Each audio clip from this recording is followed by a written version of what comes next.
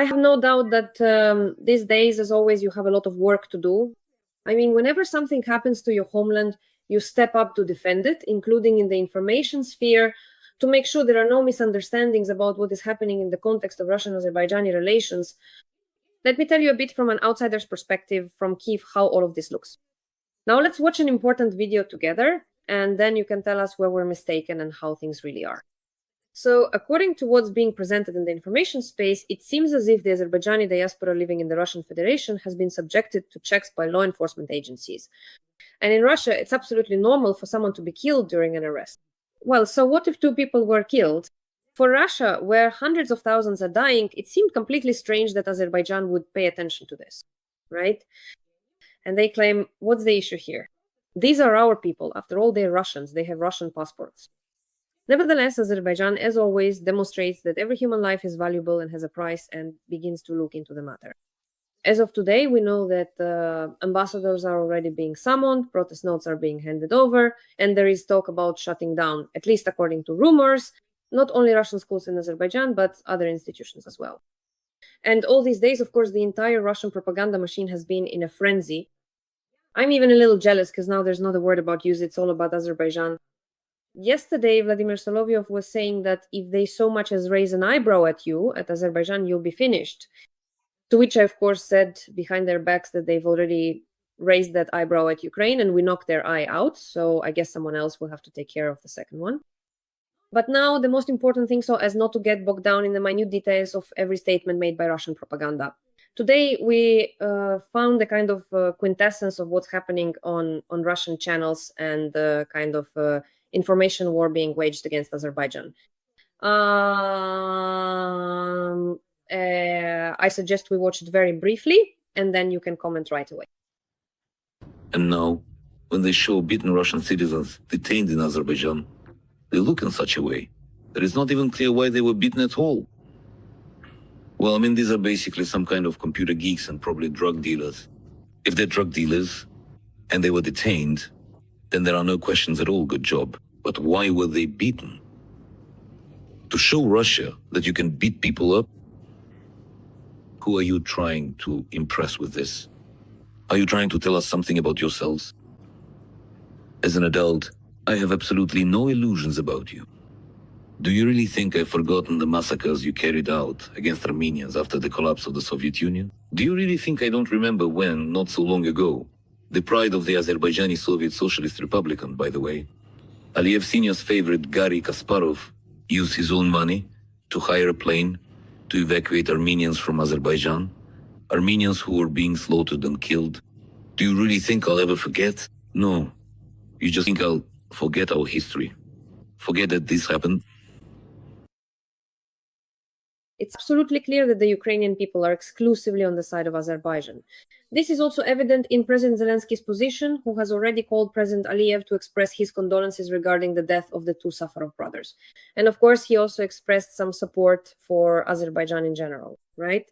I don't think President Zelensky delved too deeply into the matter because you need to know what you're saying and to whom, and sometimes it's enough to just offer certain words of support. But Mr. Yunus, I think it's obvious to you that we, of course, support the Azerbaijani side in any situation. Now, please explain to us what is happening and whether it is appropriate to use words like imperialism, chauvinism, and others at this point. What is happening in the relationship between Azerbaijan and Russia is a topic for a large, full-scale lecture. It's not really a subject for a program like this in our format. I'll try to explain it briefly in theses so you understand what I mean. Because everyone looks at it. For example, you just listed events. You focus on the events, right? Others focus on the incident that happened at the end of December last year with the airplane, meaning they connect these two things. I don't connect either of them. I look at this process on a much deeper level, right? And I call all of this, if I were to give a lecture, for example, I would call it the systemic political crisis of power in Russia, the Putin regime. This is a systemic political crisis. And we have seen the failures of the system very clearly, especially after the start of Russia's full-scale aggression against Ukraine. That is, they have become blatantly obvious. But before that, by that, I mean the decision like the August aggression against Georgia, then the annexation of Crimea, and everything we've seen over all the years of Vladimir Putin's regime, the security services in Russia over the past 25 years. If at the initial stage this worked, that's always how it is when, like, for example, when the Bolsheviks came to power in 1917, right? And they came basically in a similar situation. So it was the same kind of scenario. How did the Russian Empire fall apart? The Black Hundreds played the national card in this process because the Russian Empire was built that way, right? That's how it was. They enslaved everyone around them and held it all together with an iron fist. And then when it was necessary to manage these processes, well, with a carrot and stick approach, it was all held together like that up until 1970. But the systemic crisis in Russia began precisely when they started shooting themselves in the foot. Because this thing that was created, anything that's created, sooner or later, it has a beginning and it has an end. And so the Russian Empire came to its end after those revolutions, after those Black Hundreds pogroms. At that time, it wasn't just about Jewish pogroms. There were also widespread Azerbaijani Armenian conflicts, not to mention other ethnic conflicts within the territory of the Russian Empire. Then this carried over into the Soviet Union. And at the very beginning, the Bolsheviks tried to suppress all of it with an iron fist, creating their own new national policy. In the same way, they divided up the lands. I won't talk about the entire Soviet Union now. I'll focus specifically on the Azerbaijani Armenian issue and the Azerbaijani lands that existed from 1918 to 1920. The flag of Azerbaijan and all those maps exist, right? And what did the Bolsheviks do when they came on the 28th of April, 1920? They took our lands, they divided up this Sunik, which Armenians call it, but it's Zangezurgoyche Mahali, that's what Lake Sevan is, all of that, all of it was Azerbaijani territory. That's why Nakhchivan was left out for us, right? And today it doesn't have this when we talk about the Zangezur corridor, right? That's what everyone is arguing about. And I'm not even talking about what was created in Nagorno-Karabakh and called the Nagorno-Karabakh Autonomous Region. This was all a policy, so that not just for us, Abkhazia, the Chin Valley region, and many other places as well. It was done for this very reason, so that at the right moment they could intervene and play the national card. During Perestroika, this led to the collapse of the Soviet Union in exactly the same way. And so for 35 years now, we all seem to be an independent state. But look at how the policy of the Russian Empire, the Soviet Union here depended on Gorbachev with his perestroika. Yeltsin with his so-called democracy or the security services led by Vladimir Putin, the Committee for State Security, yes, has returned to power.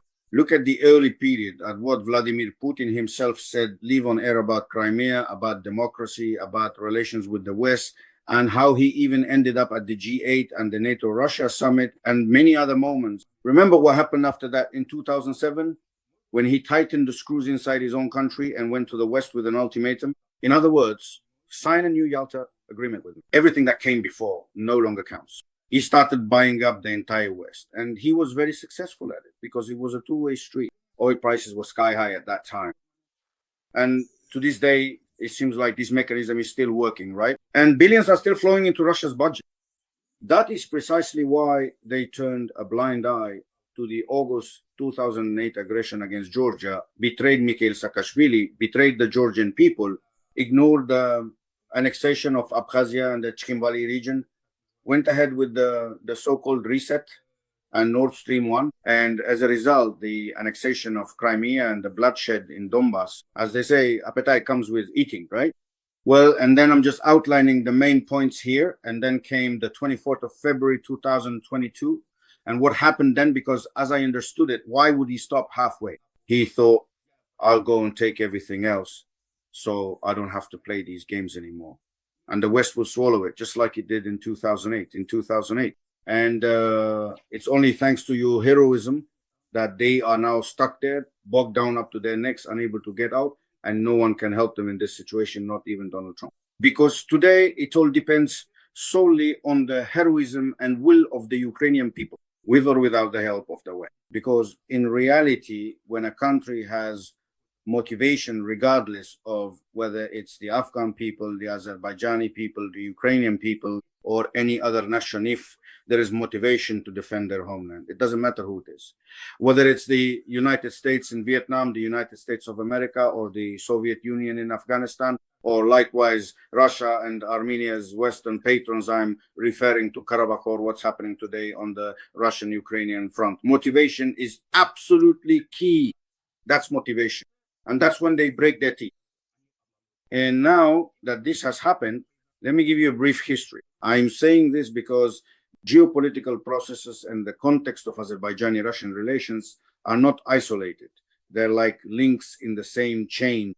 And we also went through this tragedy before all of you, right? I mean, after the first Karabakh war, the bloodshed and everything else, the loss of land and the occupation of 20%. And back then, during the first Karabakh war, Russia, with the support of the West, bet on Armenia. We were punished. We took a step back and drew conclusions from all of it. We spent 26 years preparing for this. And as we were preparing for this, the geopolitical situation in the world was changing. We got the contract of the century. We started getting big money. Western investments started coming in. There was the Baku-Shehan pipeline and much more, right? And as a result, this money allowed us to build a strong modern state and a modern army. And in Turkey, the government changed as well. New political forces came to power, led by President Erdogan. And over 20 years of such close cooperation, our army became fully 100% modernized according to the highest NATO standard. I'm not just talking about the generals and officers, but also in terms of military technology as well. And the geopolitical situation is changing.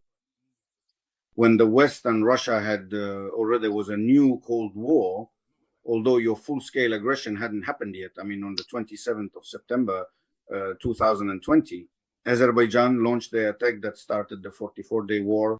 And in 44 days, we showed the whole world the difference between a NATO army and a Soviet army. Even though they had the Russian military base behind them, the Russian air base in Erebuni, that's near Yerevan, in Gyumri, the border, the economy, everything else was under their control, yes. But Russia didn't intervene like it did in the First Karabakh War. In Armenia, people started saying a lot, Armenia betrayed us.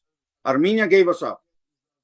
This is a deal between Azerbaijan, Russia, and Turkey. Well, now everyone understands. And there were a lot of so-called armchair experts of this kind, let's say, biased, paid off, led by the Russian liberal opposition, people like Latinina. I told you this, dear Olena, you saw it on your channel. This is not only the enemy of the Azerbaijani people, but also the enemy of the Ukrainian people. Today, we have seen this firsthand.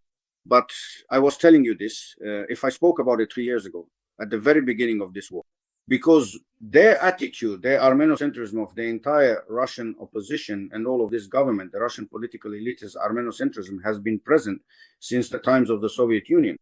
And you, without being interested in our problems before, today, having gone through a similar situation and tragedy, are now more or less able to navigate this situation. And as you do, you begin to understand what is happening there today. Maybe not to the same extent as I do. That's why I'm trying to briefly convey once and for all what is happening, because this is a very important preamble that we need to go through. Now imagine this. According to the Armenian narrative, Armenians believe that Russia made a deal with Azerbaijan and Turkey that they would come to Karabakh after 1994, after the first Karabakh war, because they failed to return then, since from 1993 there were no more Russian troops in Azerbaijan. I am proud that I was part of that government, that I worked in that government when we were the first in the post-Soviet space to expel the Russian army. We paid for that with Karabakh, with the loss of those 20%. At that time, we had nothing, but we showed political will, and then Russian Minister of Defense, Grashev, openly told the president of Azerbaijan to his face, you will choke on blood in Karabakh. And that's exactly what happened. He repeated this in Bishkek when we were signing the Bishkek Protocol in May. That's history. Now, today, when this is our territory, well, except for those 5%, Russia has come there as so-called peacekeeping forces. They expected, as the Russian president recently said at the Economic Forum in St. Petersburg, wherever there is a Russian soldier, the boot of a Russian soldier that is ours. And so they thought they've returned there and it's theirs again. What difference does it make? It's a small territory. For them, it would serve as a foothold. And they left before the agreed time, before what they had signed. So in this chess game between Russia, Azerbaijan, and Turkey, Russia lost. And why did they lose? Who was stopping Russia? There wasn't even your aggression against you yet, that aggression. Because you have to look at the reality on the ground. You have to look at the situation, who is actually there, what levers of influence Russia has over Azerbaijan. And when everyone says that Russia can do whatever it wants, how can it do that economically? Today, Russia is in third or fourth place. Our main partner is Italy. Our second partner is Turkey. I mean, in terms of money, in terms of trade turnover, and the European Union. Only then comes Russia. In terms of military technical cooperation, we have the Shusha Declaration, the second largest army in NATO, which is stronger than a fifth column and nuclear Pakistan. By the way, in this situation, as I'm talking to you tomorrow, Turkish President Erdogan and Pakistani Prime Minister Abbas Sharif will be in Baku. Pay close attention to the messages that will be delivered there. And they're meeting in Kankendi, not just anywhere. This is precisely what is happening in the world today. These are significant geopolitical processes unfolding. And Russia, which is currently stuck indeed, Russia is quite stuck there in that situation. The Blitzkrieg failed. A weaker Russia, it's even weaker than Russia. A bull in a china shop, a wounded beast. Naturally, everyone in the post-Soviet space is just as afraid as all of Europe is. And that's why, to some extent, they all support Ukraine, which today you could say is standing as a shield to protect Europe. And as you can see, the post-Soviet space is gripped by fear. The only one who has bared its teeth today is Azerbaijan. That's why everyone says, yes, it's easy for Azerbaijan to speak out. Behind Azerbaijan stands Turkey. And behind Azerbaijan stands nuclear-armed Pakistan. My dear friends, Azerbaijan has worked long and hard to reach this point. And Azerbaijan on its own has a 200,000 strong army. Azerbaijan has military and technical cooperation with many countries, with Israel, with Pakistan, and with Turkey. Azerbaijan has modernized its economy as well as its military and technical infrastructure. We have all of this. And in addition to all that, we have an economic safety cushion, a huge amount of money, 70 billion for a country like Azerbaijan is an enormous sum. And despite all this, we have managed to establish pragmatic relations with everyone, with Russia, with China, with Europe, and even with the United States of America. And over these 5 years, how quietly everyone has just accepted it. We've talked about this 1,000 times on air, including on your channel. Except for Russia, today, Russia cannot come to terms with this. Why? Because today, Azerbaijan is setting a bad example, just like Ukraine. But they attacked Ukraine. And now they're stuck there. But they're not strong enough to attack Azerbaijan. You can't scare Azerbaijan with nuclear weapons the way you can with Ukraine. Azerbaijan has nuclear weapons in the form of Pakistan. You can't intimidate Azerbaijan with a ground operation either. Behind Azerbaijan stands a 1 million strong Turkish army. And we also have our own 200,000 strong army. Where would you even come at us from? Across the land border through Derbent, through Dagestan, well, go ahead and try. As for the air, Pakistan recently showed the world what it truly means to control the skies over the vast in aerial combat, because Pakistan's air force is among the best in the world. And they created this together, organized it jointly with China. Last month, 40 of these fighter jets were already on Azerbaijani territory. Do you understand what this means? And that's not even mentioning everything else we already have. And as for everything that Israel has as well, so are they really going to try to do this? That means there are no levers of economic, military, or political influence. All that's left is this informational, so to speak, noise and hype. And unfortunately, there is a certain number of representatives of Azerbaijani nationality or ethnic group who live in Russia. According to some estimates, there are 2 million of them. According to others, 3 million. That's it. And today, they have become hostages of this confrontation. Notice, at the same time, certain maneuvers began in Armenia on the part of Russia. That is, it gives the impression that Russia, the Kremlin, gave the green light to start this battle on the territory of Armenia as well. because they understand that after Nikol Pashinyan's visit, this historic visit to Turkey, where he was warmly received in Istanbul by President Erdogan. Just look at the statements he made. There, he made a statement saying openly, I no longer want to be the prime minister of Russia's outpost in the South Caucasus. I don't want to be the prime minister of the Armenian diaspora in the US or the Armenian diaspora in Russia. These are two different diasporas. They have different political views regarding modern Armenia. I don't want to be the prime minister of the Armenian diaspora in Europe or in Iran or in Israel, who are currently fighting with each other. Doesn't that say something? So I once said on your channel that he went to Istanbul so they could set him straight there. Apparently, they really set him straight, because after that he came back, made these statements, and started tightening the screws preemptively.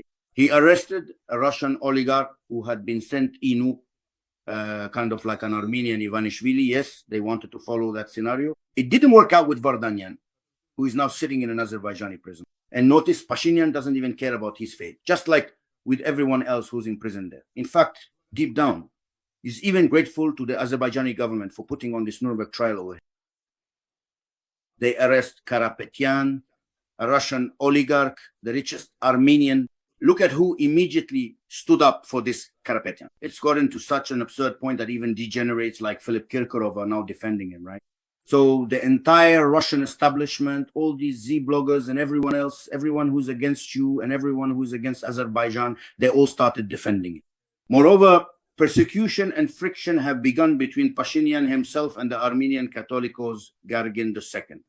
And what's the point to look at here? He doesn't accuse him directly, but everyone knows that the Armenian church has been a den of the Soviet Union's KGB since Soviet time. That's how it was. So Russia has activated its fifth column in order to attempt a coup d'etat there. And a huge number of people have been arrested, led by this Archbishop Bagrat, who, if you remember, was running around Yerevan last year. He was also arrested, and there is full documentary evidence of this. So he went on the offensive. Pashinyan wouldn't be making these moves without having certain information and support. And look at how simultaneously there's an information attack on Azerbaijan in the Russian media space. And here there's an attack on Armenia. But the answer is actually quite simple. It turns out that Russia, just like the US and France, as the last of the OSCE Minsk group finds itself, sidelined from the settlement of the conflict between Armenia and Azerbaijan, a conflict it had done everything to ensure would not be resolved, using both carrot and stick. And today, they no longer have either the carrot or the stick in their hand. Because the same Pashinyan, who in 2019 said that Karabakh is Armenia, period, in Granada, in Europe, in the presence of all European leaders, declared that Karabakh is the territory of Azerbaijan and that he is ready to recognize this and sign a peace treaty. And it goes even further. And today, just look at all the things he's being accused of. And all of this is because now it is Azerbaijan that is using the carrot and the stick to achieve this situation.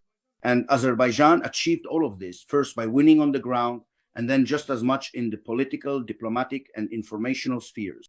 The last one to put up any resistance was Russia, with whom Azerbaijan had certain pragmatic relations, because we understood that since we are equally distant from the north, south, west, and east, we are not looking for enemies.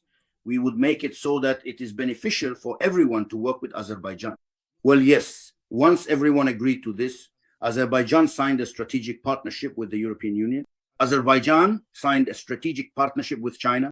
Naturally, for Azerbaijan, our family is the Organization of Turkic States, which includes Turkey, Azerbaijan, Kazakhstan, and Uzbekistan, the leaders of this group. Right now, as I'm speaking with you, there is a meeting taking place between the president of Uzbekistan and the president of Azerbaijan in Khankendi. He also flew there, just the same. All of this is a demonstration of support for Azerbaijan. And in September, there will be military exercises, Turkey, Pakistan, Azerbaijan, Uzbekistan, Kazakhstan. This is also a demonstration. And if Europe has come to terms with this, Kaja Kallas came, she traveled separately to Baku. And this strategic partnership, which Ursula von der Leyen signed with Azerbaijan a little over a year ago. Now, China has signed as well. Kaja Kallas is already confirming that the Armenia-centered policy that existed before is coming to an end. This era is turning a page. because we understand that the issue of Karabakh is closed once and for all. There are just a few remnants left here in California, also in France, and somewhere else in some Euro institution structures. Yes, this too will soon be thrown into the dustbin of history. The only one resisting is Russia, because it is stuck on your front, it is weakening. It hasn't achieved everything in Georgia either, because in Georgia, as you can see, half of society is still resisting.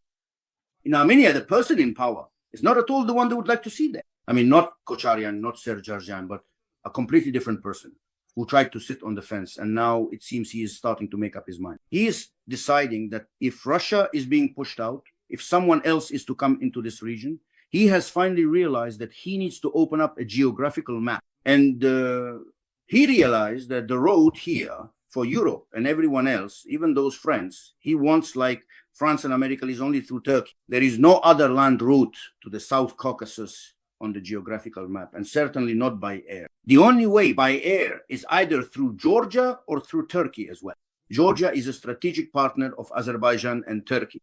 So he needs to go to Istanbul and negotiate with Turkey. And recently he went there. And just imagine at the same time, all these attempts at a coup are starting in Armenia.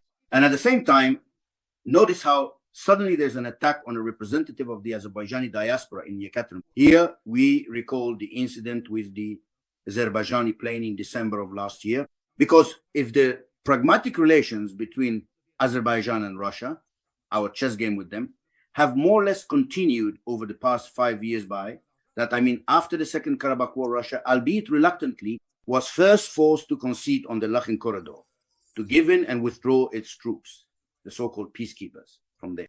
Quietly, gradually, it is surrendering positions in the South Caucasus, and it understands Turkey is simultaneously gaining strength. There aren't any other options. It's bogged down on the Russian-Ukrainian front. The Iron Curtain with the West is coming down. And the North-South route, this outlet, is very important for Russia. And they can't ignore Azerbaijan and Turkey.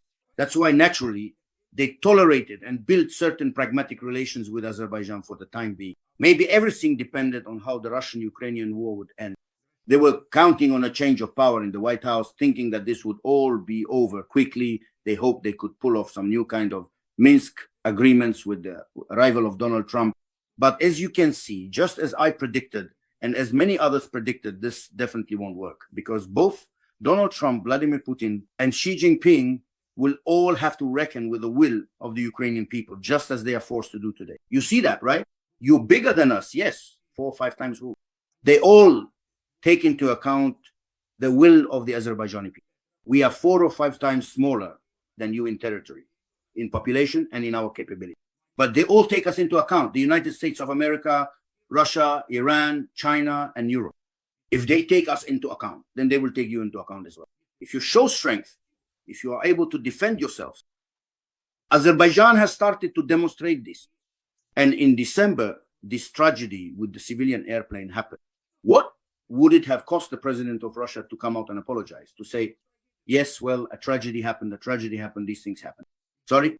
To say this publicly. You seem to have normal relations after all. You want to maintain these relations, don't you? You want to, especially since just a few months before. In the summer, he came to Baku on a state visit. All the more so, he wanted the 9th of May to happen for the president of Azerbaijan to take part there. Was it really so hard to apologize? No. How can an empire apologize to its vassal? So they thought they could pressure Azerbaijan this way. Azerbaijan waited for a month because, well, they thought these were civilized relations, right? Within a month, they could apologize because according to protocol, they have a month. If they don't do it, then it goes to international bodies like ICAO, and within a year, it will escalate further, right? In fact, Russia didn't do it within a month. By not doing it within a month, they thought it would just blow over, right? As usual, as you rightly said the other day, right? What's the big deal? 30 or 40 people died in that construction site. They're losing people by the hundreds of thousands. They've already lost over 1 million on the Russian-Ukrainian front. That's exactly their attitude. But you saw how harshly the president of Azerbaijan personally confronted the president of Russia. That has never happened before. They always had normal working relations. They've known each other for 20, 25 years, visited each other. What happened? Azerbaijani citizens were killed. And in the presence of all the relatives at this memorial service, the president of Azerbaijan spoke out harshly on this. He said it once, Moscow didn't listen. He said it twice, Moscow still didn't listen. Moscow sent Matvienko. The first time on May 9th, Moscow sent Gungiev there, the patriarch. And what happened? The president of Azerbaijan didn't go on May 9th. Did Moscow like that? Of course they didn't like it. Naturally, they thought it was time to start tightening the screws. And what I just told you, that happened recently, and naturally what I call a systemic crisis. Because there are processes as we understand it. Yesterday, when people talk about the Kremlin towers, it's not just a figure of speech. I've been a boss my whole life. Big or small, it doesn't matter at all. I've worked in the government too. You can never control all of your employees. Never you can control the overall process. The more you control, the better. The stronger your grip on the situation, the process, and overall, the country. But today we see that this systemic crisis, which led to a strategic mistake, the aggression against Ukrainians, that someone set things up, right? Either Western intelligence agencies worked things out skillfully, or the security bloc did a poor job, or something else went wrong. It was a mistake. And now Russia can't get out of this mistake. At one time, Brezhnev made the same mistake, as did the Politburo and the leadership back then with Afghanistan. And that led to the collapse of the Soviet Union. Today, it's the same thing. And if this is happening, then it's a systemic crisis.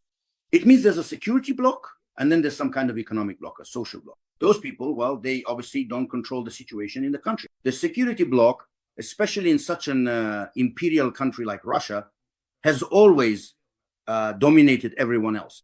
And Vladimir Putin, he is specifically a representative of the security bloc, the special services. And as I understand it, it was precisely this security bloc that made it so that, well, what happened with the Azerbaijani civilian plane happened because at that time, someone needed to be punished. It was necessary to punish representatives of the FSB, representatives of the Ministry of Defense, not to mention the leadership of the Chechen Republic, because this happened on the territory of Chechnya, and without, so to speak, the involvement of a certain number of representatives of the Chechen government and their work on the ground, it would have been impossible. So something had to be done. They didn't do it. And it's exactly the same now. When people say that in Yekaterinburg, it might just be the initiative of local law enforcement agencies and the governor in the current situation. But why has this suddenly spread across the whole country? Now it's happening in Voronezh too. I'm not even mentioning what's going on in Moscow. We can see what kind of events are unfolding. Look at how the information machine started working all at once, just like it does against Armenia, just like it does against Ukraine. That's how it's been in recent years. So the signal was given, and it came specifically from that tower. And then what will this lead to? I think Russia is shooting itself in the foot. Russia is repeating the fate of the Soviet Union. I've told you this more than once, especially after the full-scale aggression, when I drew parallels with Afghanistan. And if Russia thinks it can pressure Azerbaijan in the current situation, it is deeply mistaken. It's mistaken because look at how Azerbaijan is responding in a mirror-like fashion. That's exactly how we acted in a mirror-like way with Armenia. We made France take us seriously when France started to speculate on the Karabakh issue. Remember New Caledonia, the French colony, and how the Azerbaijani flag started to appear at rallies there, and how events featuring representatives from New Caledonia began to take place in Baku. Everything they did to us, this is mirror politics. And in the same way, when they raised the issue of Karabakh Armenians in Armenia today, we raise the issue of Azerbaijanis in Zangezur who used to live there and so on. And this mirroring is now perfectly demonstrated in relation to Russia as well. And with regard to that monstrous crime in Yekaterinburg, Azerbaijan demonstrated this clearly. In precisely the same way, the one and only thing we absolutely did not done like them, we meticulously filmed everything publicly, openly, and clearly on camera. We certainly did not kill people, even if someone is indeed a criminal.